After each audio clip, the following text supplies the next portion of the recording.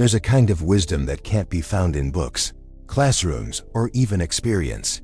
It's the kind that only reveals itself when everything you thought you knew stops working. When life forces you to stop swinging your sword and start asking why you're fighting in the first place.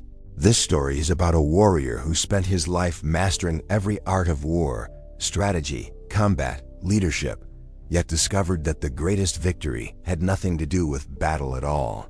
Stay with me until the end of this story, because you'll learn something the ancient warriors called the ultimate form of mastery, the ability to win without fighting, to lead without controlling, and to live without fear of losing. Chapter 1. The Path of 10,000 Lessons. The mountains of Kai province were wrapped in mist that morning when the old master, Lord Hayato, gathered his students beneath the cedar trees. The sound of a single bell echoed through the valley, followed by silence so deep it felt alive. Each man knelt in the grass, hands resting on their knees, waiting for the master to speak. Hayato had been a general in his youth, a strategist whose name was written in military scrolls beside legends. But he had laid down his sword long ago. Now his weapon was wisdom, and his battlefield, the hearts of his students. He looked over the young warriors before him. Most were barely 20, their armor new, their blades eager. They had come seeking the secret of victory. But what Hayato saw in their eyes was not readiness. It was impatience. Every man here, he began slowly, believes he understands warriors' work. You think it is the swing of the sword, the clash of armies, the roar of conquest. But that is only the surface. He paused, letting his words hang in the morning air. Warriors' work is not fighting. It is knowing how to think, when to act, and what must never be done. A murmur spread among the students. One of them, bold and brash, raised his hand. "Master," he said, "if the warrior's work is knowledge, why do we spend years training with weapons?" Hayato's gaze turned toward him, calm yet piercing. "Because without strength, knowledge has no anchor, but without knowledge, strength is a wild horse, fast, loud, and useless." The young men fell silent. The old master continued, his voice low and deliberate. "You wish to lead others?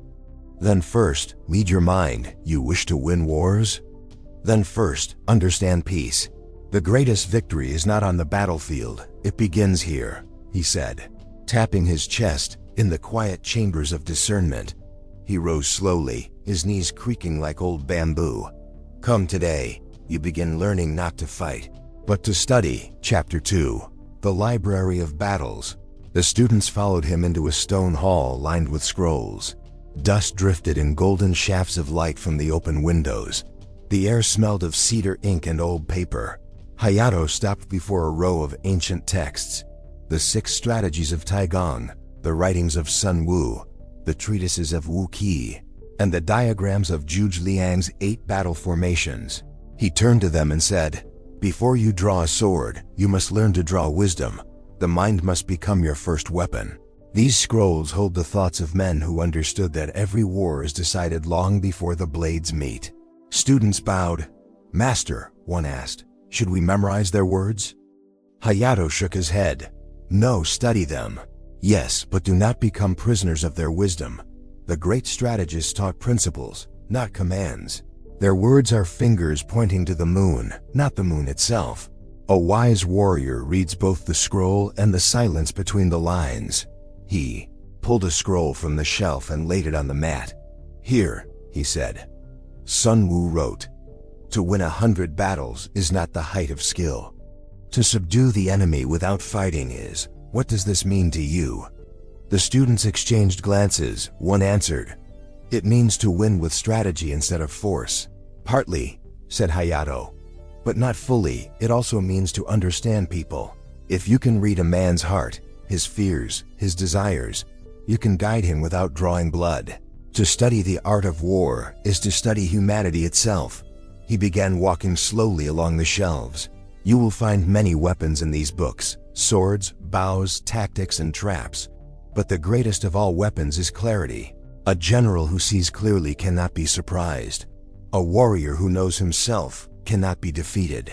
The students listened intently, their earlier pride softening into curiosity. Then Hayato pointed to a scroll in the corner. It was tattered, edges burned from an old fire. "This," he said, "is a record of my own failures, every plan that broke, every soldier I failed to protect. You will study this as well." They looked at him, startled. "Master," one asked, "why would we study your mistakes?" Hayato smiled faintly. "Because wisdom grows from the soil of defeat. If you do not examine your errors, you will fight the same battle again, only with new faces." He let the words linger, then he added softly, "Remember this, when you seek the way of warriors, you must study both the brilliance of others and the shadows of yourself." Chapter 3. The Art of Discernment. Weeks passed in rigorous study. The young warriors learned to read maps not as shapes, but as human emotions, courage, fear, hesitation, all written across the terrain. They debated old wars, reimagined lost campaigns, and analyzed why great men once fell. But still, one of them, a student named Kenta, remained unsatisfied. He was strong and sharp-minded, but impatient, always craving the next victory. One night, after hours of silence in the study hall, he approached the master. "Lord Hayato," he said, bowing deeply, "I have studied the masters, Taigong, Sun, Wu, Zhuge Liang, and I've learned their patterns, but none of it feels like enough. There are too many rules, too many contradictions. How can I know which principle is right in battle?" Hayato smiled faintly and poured him a cup of tea. "Tell me, Kenta, when you ride a horse, do you follow a rule for every step it takes?" Kenta shook his head. "No, I move with it." "Exactly," said Hayato. "Wisdom is like that. You learn the principles not to obey them blindly, but to sense their rhythm when the storm comes. You cannot open a scroll and find your answer. You must act, and your action will only be right if your spirit has absorbed the principles deeply enough to become them." He took a sip of tea. "Reading gives you knowledge, reflection gives you wisdom, practice gives you discernment. Only when all three are one do you become a true warrior." Kenta frowned thoughtfully. "Then what is the highest art of a warrior, master?" Hayato leaned back, gazing out the window where the moonlight spilled across the floor. "To know the conditions of victory and defeat, not in war, but in the self. Victory means controlling events and people. Defeat means being controlled by them. Most men spend their lives reacting to others, letting emotion rule reason. But the warrior's work," he said quietly, "is to remain unmoved, even while the world burns." Kenta bowed deeply. "Then, master," he said, "if I understand the self, I will understand war." Hayato nodded slowly. "And if you master yourself completely," he added, "you will no longer need war at all." Chapter 4. The Trial of the Field. Spring turned to summer, and the air in the valley grew heavy with heat and anticipation. One morning, as the sun rose over the eastern ridge, Lord Hayato called his students to the training grounds. The grass was wet with dew, and the mist clung to the earth like the breath of ghosts. When the young men assembled, Hayato's eyes swept over them with quiet pride. They had grown, not only in skill, but in presence. The arrogance that once flashed in their eyes had dimmed into focus. Yet he knew that knowledge untested was still only theory, and theory, like a sword unsheathed too long, dulls in time. "Today," Hayato said, "you will be tested. You have studied the masters, read the strategies, debated the principles of victory and defeat, but now you must face the true battlefield, not of swords and spears, but of choice." He gestured toward the distant foothills, where two banners stood planted on opposite ridges. "Each of you will lead a group of villagers to capture the opposite banner. You may not harm anyone, and you may use no weapons but your wits.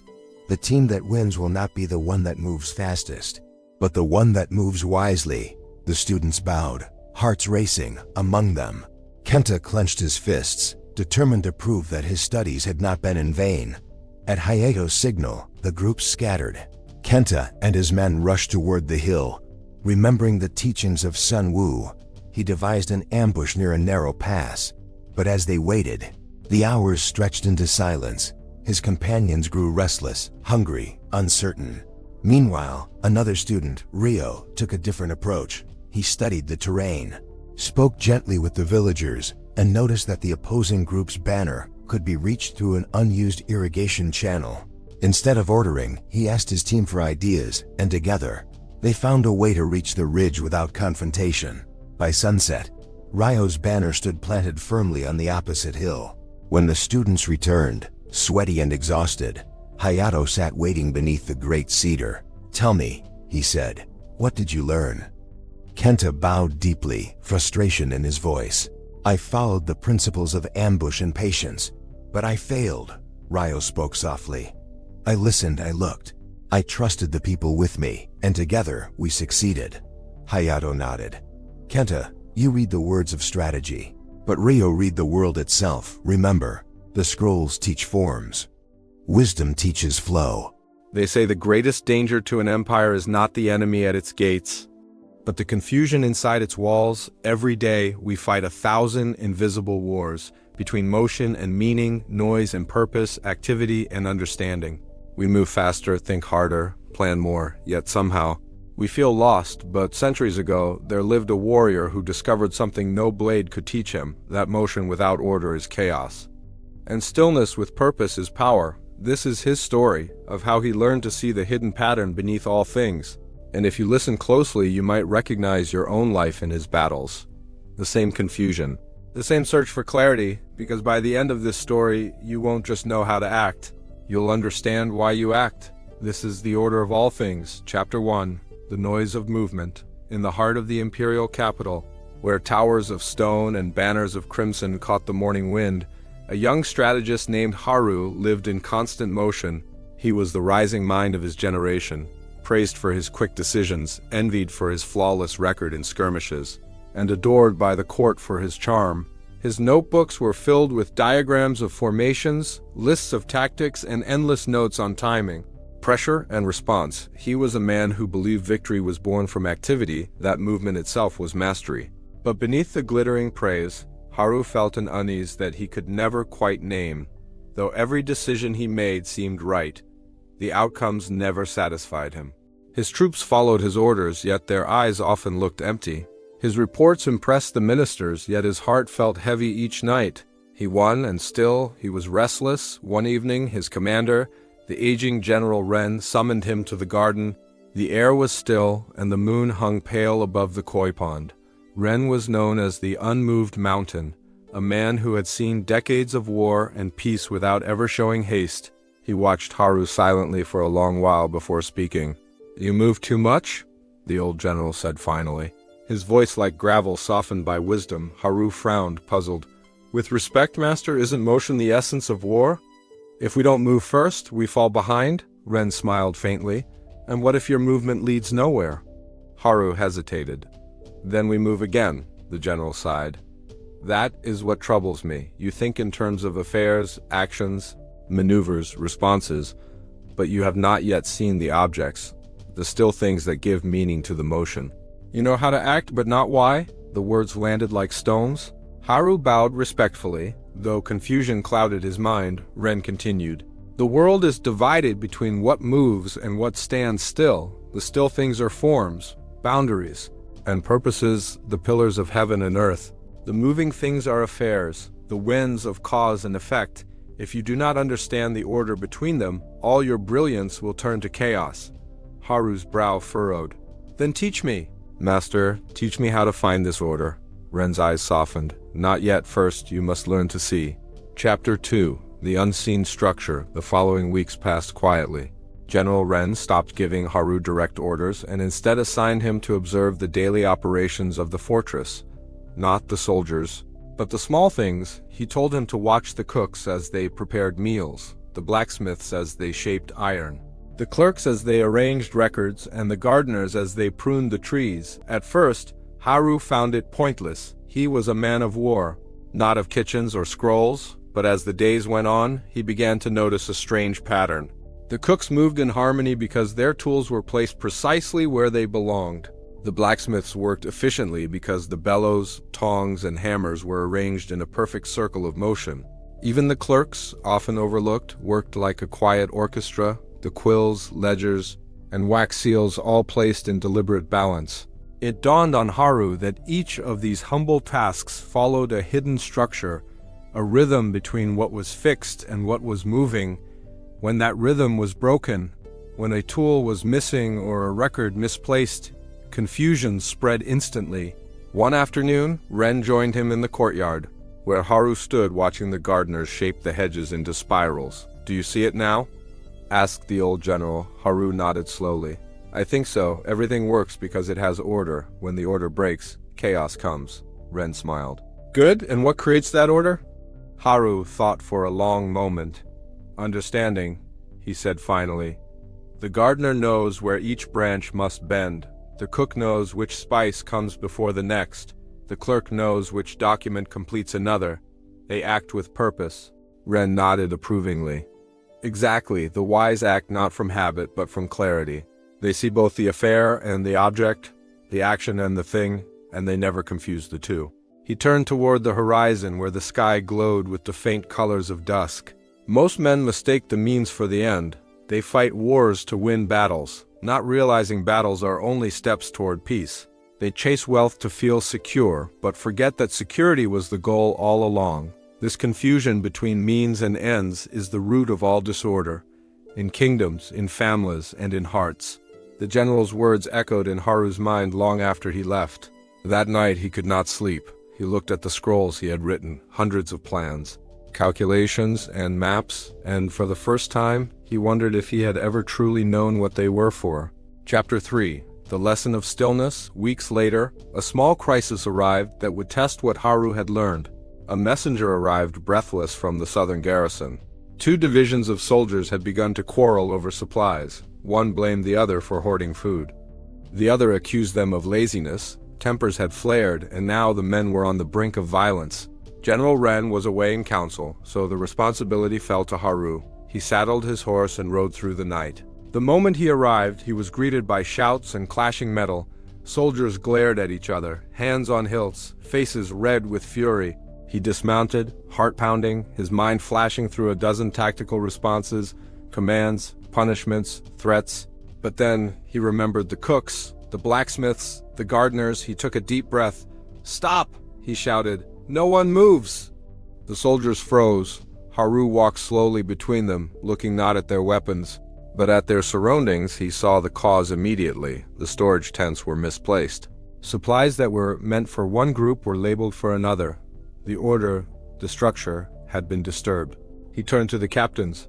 "You are fighting over motion, not meaning," he said. "Your men are confused because the objects of your work, the stores, the tools, the rations, are misplaced. Fix the order and the quarrel will disappear." Reluctantly, they obeyed. Within an hour, the chaos faded. The soldiers, ashamed, returned to their duties. That evening, as the campfire crackled, Haru wrote in his journal, "Today I learned that confusion breeds conflict, not from malice but from disorder. When the purpose of things is lost, even allies become enemies." When he returned, General Ren listened quietly as Haru recounted the event. The old man nodded, a faint smile at the corner of his lips. "You begin to understand the rule," he said. "When the order of affairs and objects is clear, peace follows naturally, but when it's lost, conflict grows even among friends. The wise win before fighting because they preserve order before chaos can arise." Haru bowed deeply. "Then, Master, this rule, is it truly the secret of all victory?" Ren placed a hand on his shoulder. "It is the secret of all understanding. Once you learn to see the order of things, you will find that no situation can truly surprise you. You will move before motion begins. You will win before the battle starts." As the evening wind passed through the trees, Haru looked up at the stars, their stillness reflecting in his eyes. For the first time in his life, he felt a peace that victory had never given him, the quiet certainty of seeing the invisible pattern that held the world together. Chapter 4. The Storm of Confusion. Summer came with a strange stillness. For months, the empire had been at peace, yet beneath that calm, tension simmered. The western provinces had begun to revolt, and the ministers whispered of rebellion. Couriers came and went in haste, their faces tight with fear. Haru, now promoted to a senior strategist, felt the weight of uncertainty growing heavier each day. The court wanted quick answers, a plan, a formation, a sign of control, but everything felt tangled. Reports contradicted each other, orders overlapped. and the chain of command broke down. The empire's affairs, once steady, had become a web of motion without purpose. One evening, General Ren summoned Haru to his study. The old man's face was pale, his health failing, yet his eyes were as sharp as ever. He gestured for Haru to sit beside him. "The rebellion," Ren said quietly, "is not born of hatred, it is born of confusion." Haru frowned. "Confusion?" "Yes," Ren said, his voice thin but firm. "When the order of things is lost. Men grasp blindly for meaning, the emperor commands without listening, the ministers plan without unity, and the soldiers act without understanding. The land itself is crying out for clarity." He leaned closer. "Remember what I told you, the world is made of affairs and objects. The affairs are the movements, the objects are the structures. The empire has too many movements, too few structures. You must restore balance." Haru bowed his head. "How, master?"